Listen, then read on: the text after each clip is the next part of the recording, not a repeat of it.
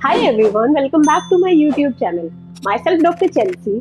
और आज की वीडियो में हम उन स्टूडेंट्स के बारे में बात करने वाले हैं जिनका अपने मॉक टेस्ट में 400 से 500 के बीच ही स्कोर आ रहा है। बहुत मेहनत, बहुत सारी पढ़ाई करने के बाद भी उनका स्कोर इम्प्रूव नहीं हो रहा है। अक्सर ऐसी सिचुएशन में स्टूडेंट्स जो है वो बहुत लो फील करने लग जाते हैं, डिप्रेशन में चले जाते हैं या हार मान के ही बैठ जाते हैं कि हमारा सिलेक्शन तो नहीं होने वाला है। देखो, अपने आप को कोसने से या डिप्रेस फील करने से तो वैसे भी तुम्हारा सिलेक्शन नहीं होने वाला है। ये बड़ी अच्छी बात कही आप। और अभी भी बहुत टाइम है, तुम अपने स्कोर को इम्प्रूव कर सकते हो। चलो, ये सिंपल से कुछ स्ट्रैटेजीज हैं जिन्हें फॉलो करने से सिर्फ तुम्हारा स्कोर ही इम्प्रूव नहीं होगा बल्कि तुम्हारा सिलेक्शन भी होगा। नहीं, मैं नहीं मानता।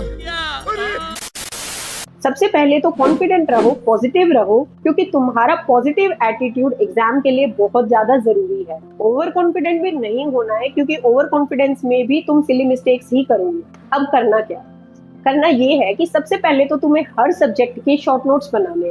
बायो में तो वैसे एनसीईआरटी ही शॉर्ट नोट्स है, लेकिन बायो में एनसीईआरटी के जो भी एग्जांपल्स है, कॉमन नेम्स है, साइंटिफिक नेम है, साइंटिस्ट के नाम जो है, जो भी डेट्स है, एनसीईआरटी का जो भी डेटा है, उसको एक पेपर पे लिखो और बायो के शॉर्ट नोट्स बनाओ। फिजिक्स के शॉर्ट नोट्स में तुम्हें सारे जो भी फिजिक्स के फॉर्मूलाज है एक पेपर पे लिखने हैं। केमिस्ट्री के जो भी फॉर्मूलाज है उन्हें एक पेपर पे लिखना है। डेली इन शॉर्ट नोट्स को तुम्हें रिवाइज करना है। नीट का जो पेपर है वो बहुत सिंपल आता है, बहुत फॉर्मूला बेस्ड क्वेश्चन रहते हैं।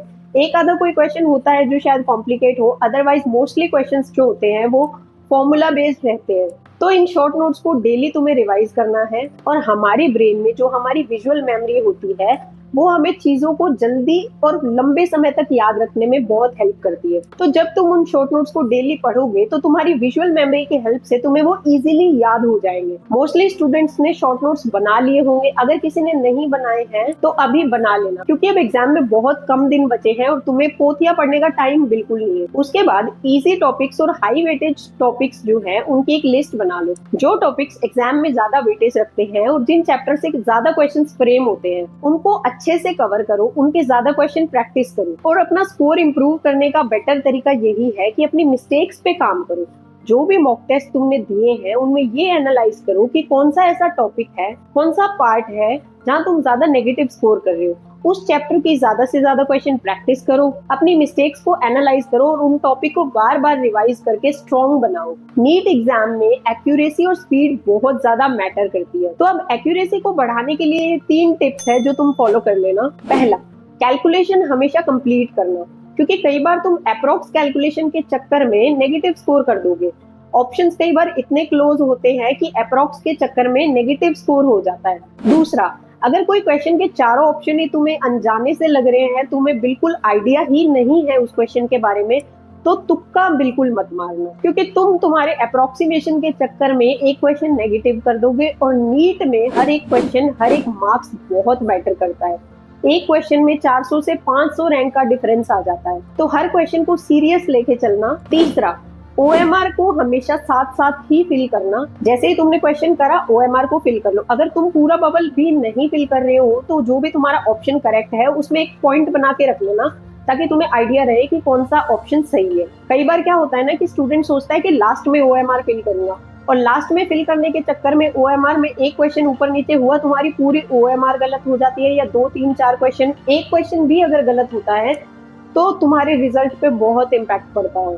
तो ट्राई करना कि तुम ओएमआर को साथ साथ ही फिल करो, क्योंकि नीट में ओएमआर की रिप्लेसमेंट का भी कोई ऑप्शन नहीं होता है। एक बार तुम्हारी ओएमआर गलत हो गई मतलब तुम्हारा सही क्वेश्चन भी गलत हो जाएगा। और एग्जाम में बहुत कम दिन बचे हैं, जितना ज्यादा हो सके अब क्वेश्चन प्रैक्टिस करो, रिविजन ज्यादा से ज्यादा करो, क्वेश्चन प्रैक्टिस करो, मॉक टेस्ट दो, मॉक टेस्ट को एनालाइज करो। तो अभी ज्यादा से ज्यादा रिविजन करो, अपनी मिस्टेक्स पे काम करो, मॉक टेस्ट दो जितना हो सके। और देखो, हर साल नीट में लाखों स्टूडेंट्स एग्जाम देते हैं, सबका सिलेक्शन तो नहीं होता, सिलेक्शन तो सिर्फ कुछ 1000 स्टूडेंट्स का ही होता है। तो अगर सिलेक्शन नहीं भी होता है तो अपने आप को डिप्रेस करने की, सेल्फ हार्म करने की, अपना सेल्फ स्टीम लो करने की जरूरत नहीं है, क्योंकि लाइफ में और बहुत सारे ऑप्शन हैं। अगर तुम कंसिस्टेंट हो, हार्ड वर्किंग हो, तो यहाँ नहीं तो कहीं और डेफिनेटली तुम्हें सक्सेस मिलेगी। तो कभी भी अपने आप को हार्म करने की कोशिश तो बिल्कुल मत करना, बिकॉज ये लाइफ सिर्फ तुम्हारी नहीं है। तुम्हारे माँ बाप, तुम्हारे भाई बहन और बहुत सारे लोग हैं जिनकी जिंदगी तुमसे जुड़ी है। तो अगर सिलेक्शन नहीं भी होता है तो अपना एक बैकअप हमेशा लेके चलो।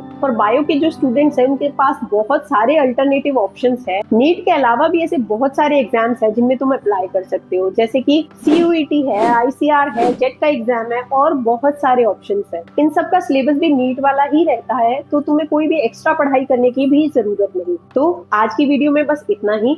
इन चीजों को फॉलो कर लेना, डेफिनेटली आपका स्कोर भी इम्प्रूव होगा, सिलेक्शन भी होगा, और नहीं भी होता है तो कुछ और अच्छा ही होगा। इस टाइम पे जरूरी है तो तुम्हारा पॉजिटिव रहना, कॉन्फिडेंट रहना और अपने आप पे विश्वास रखना। तो आज की वीडियो में बस इतना ही। यहाँ तक वीडियो में बने रहने के लिए तहे दिल से शुक्रिया। मिलते हैं अगली वीडियो में। Thank you.